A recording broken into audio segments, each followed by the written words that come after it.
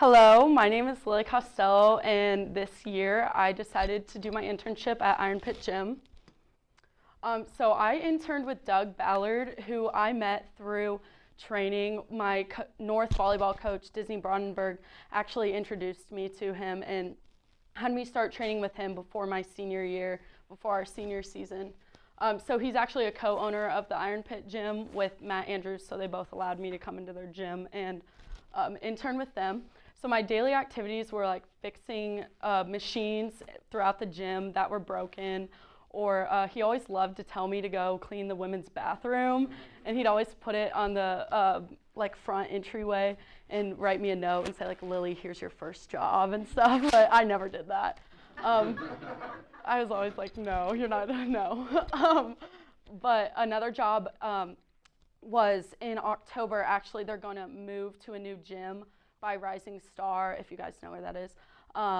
And so a lot of what we did also was designing new blueprints of where machines were going to be in that new facility and what locker rooms were going to look like and stuff like that. Oh, okay.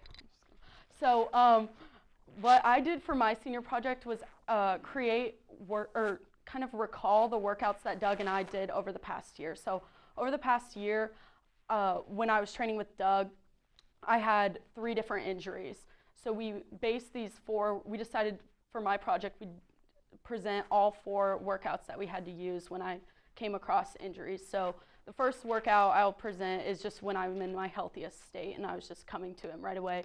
And then the second workout is when I broke my right hand and had to do a lot of just one arm things and a lot of lower body things.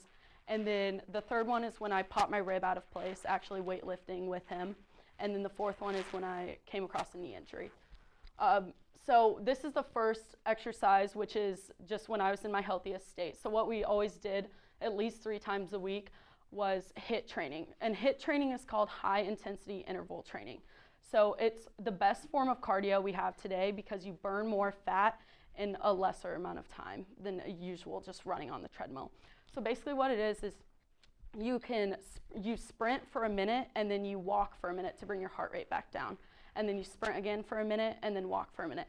And the highest I ever did it was like 20 minutes. So you'd like sprint 10 times and then go back and walk 10 times. Or on the bike, usually we do sprint for 1 minute and rest for 15 or 30 seconds. So that was always something we did 3 times a week, whether it was on the bike, elliptical, or the treadmill. So we also did leg day twice a week, which we always started with just a warm-up, like on the elliptical, just 20 minutes as hard as we could on 60% resistance. And then we go into double leg extension to work your quads. It was a big part of volleyball. Leg curls to help your calves. That's a big part of jumping in volleyball. Squat jumps and lunge jumps, which is a really big part of volleyball because of explosiveness. And when you're in a volleyball game, you're a lot of like slow to fast movements. So you're standing there and then going and jumping up quick and then coming back and waiting and then doing another movement pretty quick. So that was really good for our explosiveness. And then squat or dumbbell goblet squat and the leg press. So I now have pictures of my site supervisor performing like all of these tasks. So this is Doug, and this is the leg curl machine. So he has his legs extended, and then he curls them in the second picture. And this is squat jumps. So you literally squat all the way down and then jump up like in the second picture. And it's continuous, so I do like 20 of them right after another. These are lunge jumps, which is just a lunge and you jump up and land on the other leg and then jump up and continue to do that, mostly 8 times each side. This is the goblet squat. So you'd hold the weight in your hand, squat down, and then just keep holding it in your hand and just keep doing it right after the other one. This is the leg press machine. We did this one a lot. If we weren't like doing free weights and stuff, then we'd always do the leg press. But a lot of the time throughout this, I was hurt, and so I couldn't really wrap my arm around the ball or the bar. Okay, so then we did arm day as well, which would also just be a wide grip lat pull down, and then a rope pull down to help with your tris, and then the tricep overhead extension and the dumbbell reverse fly. So Bryce is actually, another senior, is actually going to come up here and demonstrate some as well as the pictures. So this is just the wide grip lat pull down, which he's holding outward and then just pulling down in the second picture. The rope pull down, which is a little different. Your arms are in skinnier, and then you pull it down to work your tris more. And then Bryce, if you could come up here. This is a tricep overhead extension. So you hold it behind your head all the way over it, and then bring it down with your your elbows in, and then back up. Perfect, just like that. Just like the pictures here. This is his favorite face. Likes to do. And then the reverse fly. So Bryce only has one. Yeah, and then you just hold your arms together and then bring them out, just like Bryce is demonstrating. Yep, just like that. Okay, so the next workout was actually a workout that we had to adjust. So in January of last year, a couple months after I got to him, I dove into a chair trying to save a ball at a volleyball tournament, and I broke my right hand and had to get surgery. So I wanted to continue training with him and getting stronger, so I had to go to a lot of lower body stuff. So I still did HIIT training. A lot had to be on the bike or the elliptical, so I didn't have to integrate my hand and it didn't have to hit hard and have a lot of impact on it. So Monday we'd usually do a bike hit for 15 minutes, which again is just the 15, it's a 1-minute sprint and then a 30-second rest. So on Wednesday then we do a bike and an elliptical hit. So basically it was just 40 minutes of straight cardio, and it was pretty hard. So then we also did leg day, just light things because I couldn't hold any weight in my hand. So I had to do body weight squats, leg press, forward and reverse lunges, squat jumps, and the hip abduction machine. So these are the forward lunges. At first you just stand straight. He's kind of flashing, but you'd normally just stand straight and then lunge forward and come back and just keep doing it. And then the reverse, it's the same. You just go behind instead of in front. And the hip abduction machine, there's actually 2 ways to do this. So this way is when your legs are in and the machine's on the outside of your legs and you push out. So it's really working more of your inner thighs and your, just your inner thighs. And the other way would be if you turned it in and you had your legs out and you'd pull it out more. Instead of going, instead of pushing them out, I guess you'd pull them in. So then we did circuit training. And what circuit training was when you did 3 rounds of something continuously, and then you only got a 30-second break. And then you do all of it again. So you did that 3 different times. So it's kind of like HIIT training, but just a different circuit rather than a HIIT. So it'd be like jumping jacks, and then squat jumps, crunches, lunge jumps, hammer curls, and leg raises. So these are jumping jacks. Most of you know what that is, I'm guessing, but just put a picture just in case. These are crunches. So we always did it where we laid all the way down and held our legs up instead of keeping them on the ground. These are leg raises. You'd lay with your legs together, not really apart, and then bring them up and then back down. We usually did 25 of those. Okay, so the third workout I'm going to talk about is when I popped my rib out of place. I was with Doug and we were bench pressing, and I just kind of felt a pop and just felt like it was really weird and it just hurt really bad. So I had to adjust to that and not really do any benching or upper body stuff for a while. So we did HIIT 1 time a week. We reduced the amount of times I worked out during the week just so it would be less impact on my rib. So I only did the bike so that it wasn't a lot of impact running and stuff like that. So I do it for 20 minutes, which would go back to the 1-minute sprint and then the 1-minute rest. Maybe. Okay. And then we do arm day, which is just bicep curls, and then tricep overhead extension, dumbbell row, weight-assisted pull-ups, and the reverse grip pull-down. So these are just bicep curls, which are so the bicep curls go more out this way instead of the hammer curls, which are later, I believe, which are in this way instead of out this way. So this is the dumbbell row. We also did those. Those also help your triceps. These are the weight-assisted pull-ups. So in the first picture, he's hanging all the way down. So there's a bar down here, and you set your weight for how much you want off of your own weight. So if I was 140 pounds, then I'd put 80, and I'd only be pulling myself up 60 pounds. So then he's pulling himself up in the second picture.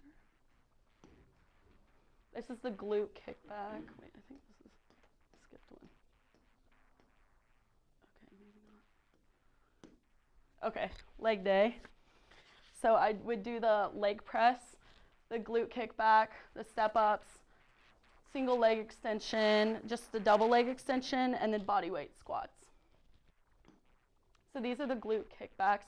You have one leg down here, and then you kick it back in the second picture, and you're laying on a machine holding it with your arms.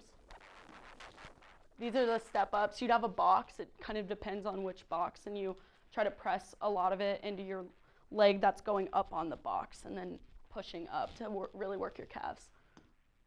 This is a single leg extension. So you can use this machine for both single leg and double leg. In the next picture, it'll have the double leg. You just hold one leg out, and you can put weight on this bar right here, and then kick it up.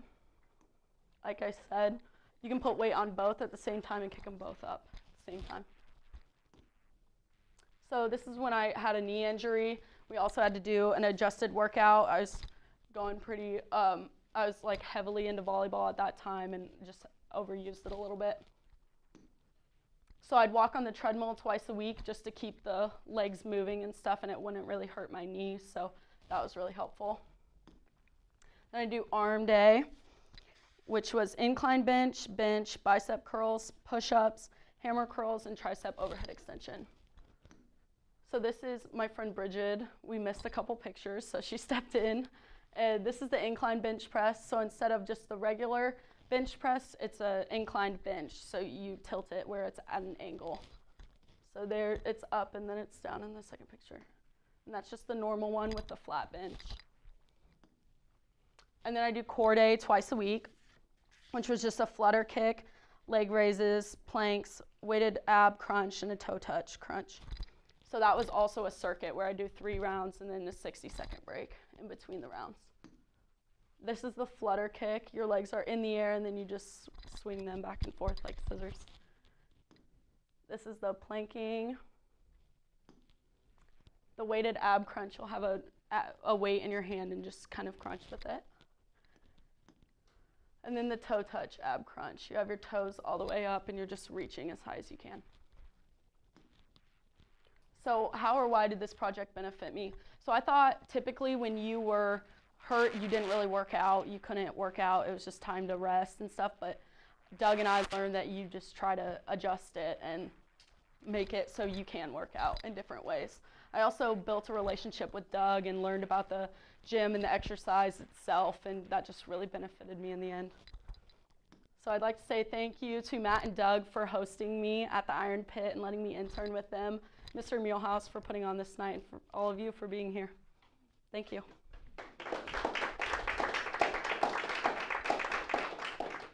All right. Hi, guys. I'm Bryce Gray. You might recognize me as the guy who just did tricep overhead. So day to day, we usually do things. iPad repair and troubleshooting is the main one. That takes up a lot of our time. Setting up computer labs for iStep has been something we've been doing recently, and that's a lot of fun. Setting up the auditorium for guest presentations, that's more of a rare thing, typically done on Fridays. They usually come in at the very start of the day, which is when I'm there. Working to improve school internet and server repair. We'd have to go in there should be one in here. Those WAPs that are up there, we have to fix those a lot because they don't tend to work. They just repeat the signal so that everyone can connect to the same Wi-Fi. Fixing faulty printers, projectors, computers, etc. Basically anything that plugs into the wall will tend to mess up a lot. Locating lost iPads surprisingly happens a lot more than you'd think it would, and that falls onto his hands as well as the librarian who helps him with that. and assisting other middle schools in the district. It hasn't happened so much recently, but at the beginning of this semester and last year, we were going to Bachelor and Tri-North a lot just to help them get stuff settled in because they were setting up new computers and stuff. So one of the biggest things that we used day to day, happens every day, is called FileWave. It's a program that it sorts devices, it pushes updates and troubleshoots to all devices at once, or you can go in there when you have an issue with an individual device and try and troubleshoot that one instead of having to mess with all of them at once. So I have some images here. It looks a little bit fuzzy right now, I apologize. These are not the actual screenshots of anything that we use for security reasons. We can't show you, but these were found on Google and the internet. So this very first one I'm showing is just all clients. Clients are just a fancy name for the devices. Each one has a different serial number, just like your phone does, any other device you have. But they're sorted into names, and on our end of it for MCCSC, it would look like their school username. So right here you can see that they're sorted into all devices with subfolders that have all these names. It would look like faculty, students, administration, things like that if you were looking at it from the MCCSC end. That's not important right there. That's just covering up all the good stuff. Oop, I think it went one too forward, but it's okay because we'll roll with it. Oh, nice, thank you. So right here we have the file sets part, and the file sets are just another fancy name for apps that we have on the iPads. So as you know, I know Mr. Coopersmith does, you only have access to a certain amount of things when you're on school devices, and that is done to keep things from happening that administration doesn't want to happen. But just an example for this is all the Adobe stuff, so Photoshop, Cloud, etc.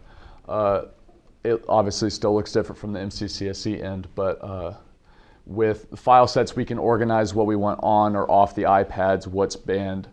And the next one, this is much more what it would look like from administration's view. You have, these are all free apps. Anything up here that's not under VPP, those are all things that they've selected as being okay for them to download or have access to at any point on the devices.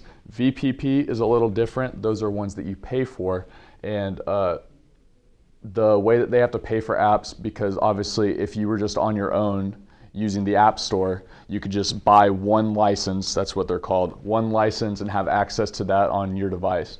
But for an administration, whether it be our school or you have a large company that needs access to an app that is paid for, you buy the app individually one time, and you go and you have license management. And so depending on the number of people that you have, the company that you are doing business with, their number of licenses that they'll have access to is going to be different from case to case. But this is where you would go if you wanted to look at the amount of licenses you had out, how many you had left, because usually you buy in bulk. So maybe if you bought 2,500, you could have some left over or have to buy new ones just because of the amount of people that you're dealing with. So CRAM, I know that Mr. Coopersmith knows what this is, but for people who are not in the school system or just don't know what that is, CRAM is computer repair and management, and it's a program offered at both North and South to train students in the specific field and skill set. So it was introduced right when they brought the computers to North and South for the first time. It would have been my sophomore year, I believe. But they thought that it was a good idea to get students hands-on with these devices, as well as having the administration run it on a larger scale. And after seeing the benefits from the CRAM class offered at the high schools, I saw an opportunity to create a similar program at the middle school level. So, benefits of a CRAM group. It offers self-sufficiency for the kids, so it really feels like they're doing something worthwhile. Preparing kids to be able to join their respective high school's CRAM class, it just gets them a little bit of experience under their belts, and so maybe they feel a little bit more comfortable doing it as a freshman. Encouraging student involvement for a cause that helps the school run more smoothly, and removing stress from the IT department, because I cannot tell you how many times that he has had his time interrupted just because of a little small fix that wouldn't take much time out of a kid's day if they were to do it during their tutorial or advisory period, like they like to call it. So the creation, we decided that 5 chosen individuals that would be chosen by him and the librarian would be the best course of action, because we wanted to keep the group small, not have too many troublemakers or anything in it. They were all going to be 8th graders, because we decided that also putting a bunch of 7th graders in charge of other people's devices wouldn't be good, since they can barely handle their own. They would meet during advisory, like I said earlier. It's a time period of 40 minutes, which doesn't take time out of someone's learning. So if they were to go in maybe once a week during this period, they could get a lot of stuff done without having to lose any class time. They would handle short, simple fixes. So obviously we're not going to have them pushing updates out for everyone or have them doing anything that involves FileWave, actually, because just security things. And it works as a filter for the IT department, just keeping him focused on the important stuff that really needs his attention. So to make sure that students had a useful resource to assist them in troubleshooting, I made a paper, which I wish I could hand out to you guys right now, but there's no printer in here. So there's screenshots on here. So I don't know if you can read this very well. Actually, this might be out of order. Or I skipped one. Actually, could you go back to? I think I just accidentally skipped it. Yeah. All right. So it starts with initial inspection. So everything that he does from the very start before he looks at an iPad is all listed here. So you have the screen, just simple swiping left and right, making sure that works. Testing for dead spots. That's just where the screen doesn't react whenever you touch it. Just making sure the brightness works. These are all very simple things. Make sure the speakers are working. He'll just go on YouTube and play a video. And then plug in headphones and make sure the headphone jack is working. So for camera microphone, you take a picture with both cameras, and for the microphone, you take a video and you play it back just to make sure the microphone is working. Internet issues. Check to ensure the iPad is connected to the correct wireless. A lot of times, these big issues that we have are just because they're on the guest network and not the MCCSE network. And restart any apps that are causing trouble, just to see, make sure it's not an internet problem. So first, potential hardware or app issues. You perform a reset of the device, just turning it off and turning it back on again. It sounds cliche, but it really works a lot. If the problem persists, perform a soft reset. You just hold down the lock button and the home button for 5 seconds, and then release it after 5 seconds. I can't tell you why that works, but Apple made it so that you could have a soft reset and it go through a list of things that could troubleshoot. Test the problem again, and then if it still persists, you perform a hard reset, which is the same thing, but you do it for 12 seconds. And what this does is you're just making sure everything on Apple's end is taken care of before you take it to your supervisors, which are the IS guy and the librarian. So LSR content error pop-up, that's a huge one. It's a really simple fix, but it affected a lot of kids throughout the school year. You connect the iPad to a hotspot. They have a Verizon Wi-Fi at the school, but any hotspot will do just to get it off the school network. You open the internet login icon on home screen. This is not something that's on iPads usually, but it's a special app that they put into FileWave just so that they could fix this. And you log in with student credentials just like you would on a computer or onto the Wi-Fi network. You test on Safari. He said CNN.com. I couldn't tell you why. That's the standard that they go to, but he just knows that it's not blocked by any of the school filters. If you're able to access the internet without a problem, they should take their iPad home and test the iPad there and follow steps to acquire a home IP address if that problem persists, because there could be an issue with their wireless not being updated enough, and so having their IP address is good so that the IS guy can take care of that and look at it. If an app is not functioning, you restart the iPad and you delete the app. Go ahead and just get rid of it to begin with. And then you open up App Portal and locate the app, you download it, and then you test it from there. If it doesn't work at that point, that's just something that administration is going to have to deal with, so you're just going to let them know about that. Student repair form. I thought that in addition to the resource that I just showed you guys, they should be able to have a simple way to report any problems, any steps that they went through, etc. So this is just the first part of the paper. I couldn't put it all on one. So they have their name up at the top. They take their iPad serial number and the username of the person who brought it to them. It's going to be provided for them from the beginning. And just a place for them to describe the issue at hand and if they resolve the issue and steps taken. So if whether or not it was fixed, any step that they went through to solve it is going to be listed right here, just so when it gets to the to my supervisor, he doesn't have to go through all these steps again in case it worked or didn't work, and then supervisor approval just to make sure that they were doing an honest work and that they actually took care of it. So I think that's the last slide. Hi everyone, my name is Alex Galbraith, and this semester I interned at the Monroe County Airport on the west side of town. So my site supervisor is Bruce Payton. He is the airport manager there. And so while I've been there, I've had the chance to experience both business and political side of running a government organization. And so while I've been there, I've assisted the site supervisor in all the tasks that he's been a part of. And so some of those include, one of the big ones, I was a part of the creation of a marketing-based website for the airport called flymonroecounty.com. And I was also the part of the foundation of an emergency response app, which was in coordination with the people that we worked with to make the website. We made the app with, we're currently making the app with them, which is for emergency responders. If there's an emergency at the airport, they'll have that downloaded on their phones, and they'll have all of the protocol ready for the particular situation. And we've also been writing legislators in support of air traffic control tower funding and airport funding. And we created an auction of spare airport equipment, which consisted of just going around the airport to all our supply places and writing down all the equipment we didn't need, and we auctioned all that off. And we also found a suitable engineering consultant for the airport, which consisted of, I drafted an advertisement that went out in the Herald Times and the Indy Star. And so what it said is the airport is looking for qualified engineering consultants for the airport. And so as a government organization, we're required to do that every 10 years. We're required to look for a new one, but they've been with the same one for about 15 or 20 years now. And so through that process, we had several applications sent in from different engineering firms, and we selected an engineering firm from Indianapolis called Hanson Engineering. And so for my process, I went through the process of getting a pilot's license.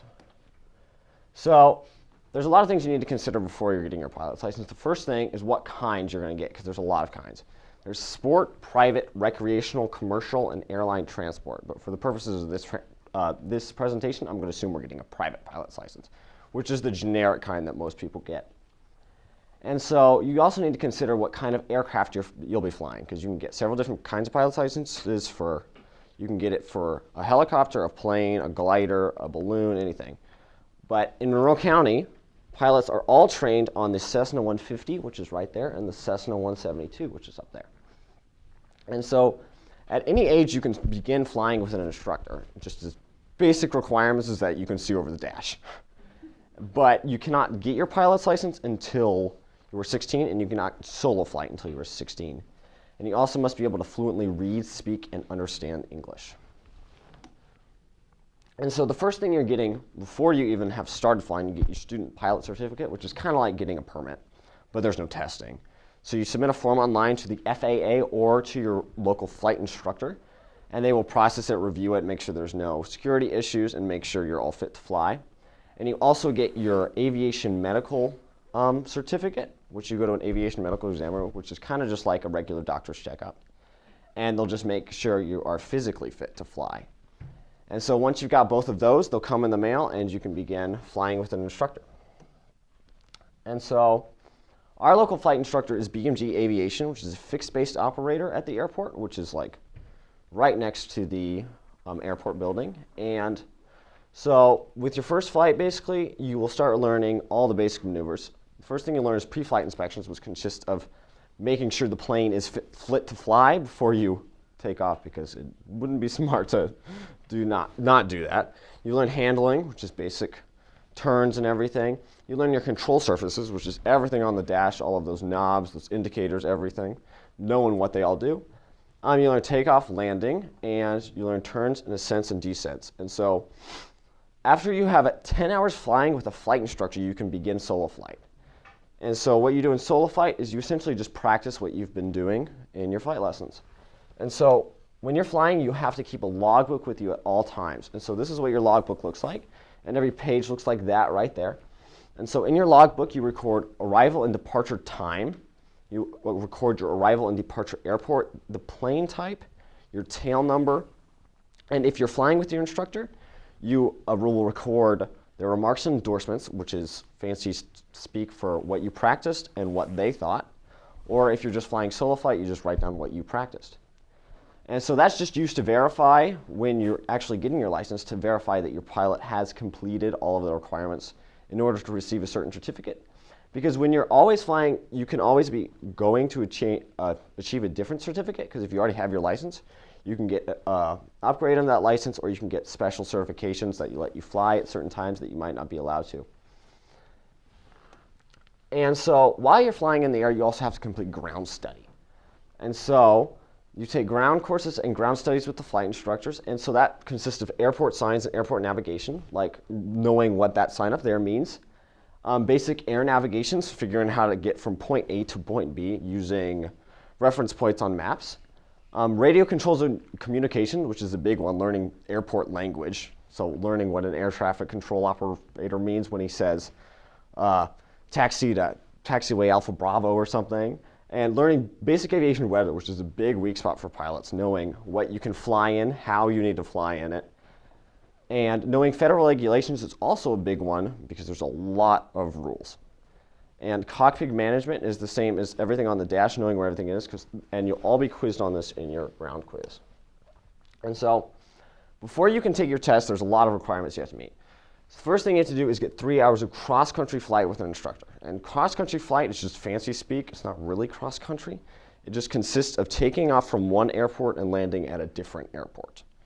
Because a lot of the flight training will just consist of taking off and landing at the same airport. And you also have to have 3 hours of night flight with an instructor, 10 takeoffs and landings to a full stop, and 3 of those have to be at an airport with an air traffic control tower, which the Monroe County Airport does have. You have to have 20 hours minimum total flight with an instructor, at least 10 hours of solo flight, and you have to have 5 hours cross-country total, and at least one of those flights has to have 3 different legs. So you take off from one airport, land at a different one, take off from there, land at a different one, and then take off and land at your original airport. And in total, you have to have 40 hours of flight time. But most pilots aren't really okay with taking their tests after 40. Most go about 60 hours. And so the first thing you do when you're all ready for your test is you take your ground test, which is kind of like what you take when you're getting your permit for the first time. And so that consists of everything that was you study when you were on the ground: airport signs, air navigation, radio controls, weather, federal regulations, and cockpit management. So once you've passed that test, and sometimes it'll take them multiple times, but usually that's the easiest thing for pilots, you can move on to your check ride. And so when you're getting your check ride, you have to call a Checkride examiner, and there's only about 3 of them in Indiana. And so they'll give you a time and an airport to meet at. And so the first thing they'll do is on the ground, they will tell you to make a flight plan from one airport to another. And so everything you have to write down, you have to write down all points of reference on a map. Because when you're flying, you don't really fly from point A to point B. You kind of fly, you pick points on the map that you're going to see, because they have, on aviation maps, they have reference points on the ground, like a fire tower or something. And so it'll give you write down what degree turn you make at those reference points. And so you kind of fly from reference point to reference point to get from point A to point B. And so after you've made your flight plan, your instructor will check that flight plan. You file the flight plan with the FAA, and then you can make your flight. And so along the flight, the instructor will often pick maneuvers that he wants you to make, making a certain turn that he wants you to make, a ascent, a descent.